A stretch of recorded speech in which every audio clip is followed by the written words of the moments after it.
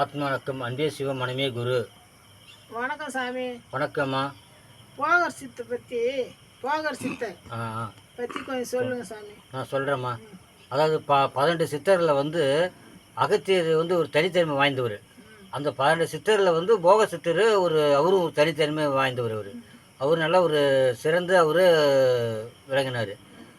அவர் காளிங்கநாதர் தான் அவருக்கு வந்து மௌன யோகம் மௌன யோகம் கொடுத்து அவர் வந்து அவருடைய குரு வந்து காளிங்கநாதர், போகஸ்தர குரு.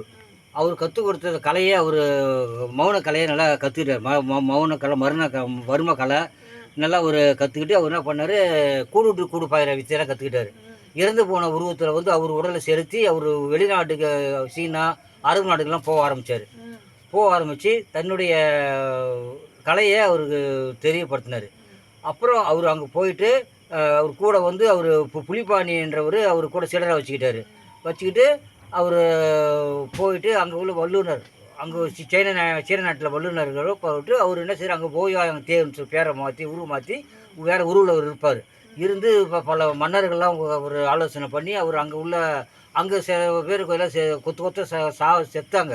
அந்த நேரத்தில் இவர் சாவாத அளவுக்கு இவர் அங்கே மருந்து கண்டுபிடிச்சி மலை உச்சியிலிருந்து இரவு பகலாக இருந்து உலோகம் கலந்து ஒரு தெய்வீக மருந்து கண்டுபிடிச்சி என்றைக்கும் சாவக்கூடாதுன்ற ஒரு மூலிகை கண்டுபிடிச்சி கொஞ்சம் அவங்களுக்கு நோயை குணப்படுத்தி கண்டுபிடிச்சி திருப்பி இந்தியாவுக்கு வந்துட்டு அவர் பழனிக்கு வந்துட்டு அவர் இந்த மக்கள்லாம் வந்து உயிராக வாழணும், ரொம்ப நாள் இளமையாக இருக்கணும்னு சொல்லிட்டு அவர் முருகர் சிலையை செய்கிற உலோக சிலையை பல இந்த நவபாஷாணம் மூலிமா ஒரு சிலை செய்கிறார். சிலை செஞ்சு மக்களுக்கு வந்து நல்ல ஒரு நோயை குணப்படுத்தக்கூடிய ஒரு வித்தையை கற்றுக் கொடுத்து அவர் இது பண்ணார். அவருக்கு கூட ஒரு நாய் உதவியாக இருந்துச்சு. நாய்க்கு டெஸ்ட் பண்ணார். அவர் சிலர் டெஸ்ட் பண்ணி அவரும் டெஸ்ட் பண்ணி கொடுத்து நல்ல ஒரு வாழ்க்கையிலும் பாரதத்துக்கு அவர் ஒரு நோய் இல்லாத இதாக பேரன்னு சொல்லிட்டு ஒரு போட்டி எல்லாரும் பாராட்டினாங்க. அவர் பெரிய முக்கியமான கடவுள் அவர். ஆமாம்மா. ஆத்மாவுக்கு அன்பு சிவனே குரு.